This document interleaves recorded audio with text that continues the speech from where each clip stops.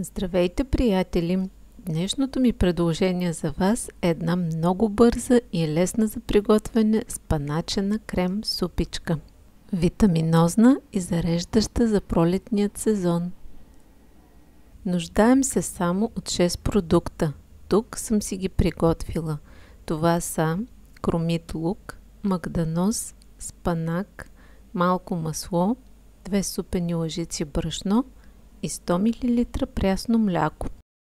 Не съм писала грамажите, защото не са от голямо значение. Мерете продуктите в тази рецепта със сърцето си. Запържвам нарязаният лук в маслото да омекне хубаво.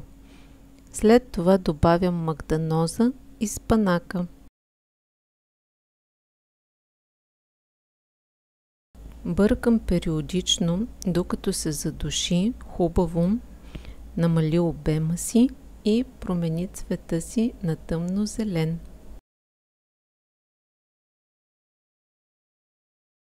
Ето така.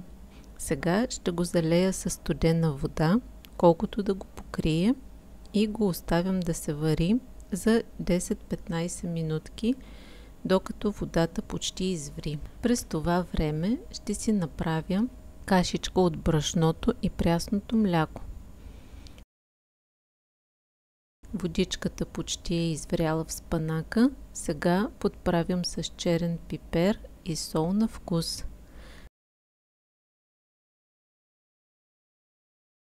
Пасирам до желаната консистенция. Само да вметна тук, че съм изключила котлона докато пасирам. При пасирането ми се образува малко пяна, но това не ме притеснява и я оставих. Вие, ако искате, я оберете с една лъжичка. Почиствам страните на тенджерата, за да не ми засъхнат, докато се вари супичката, защото е доста неприятно. Наливам бавно брашнената кашичка, докато бъркам постоянно, за да не ми остане на дъното. Включвам отново котлона и варя за още 10 минутки или до желаната гъстота.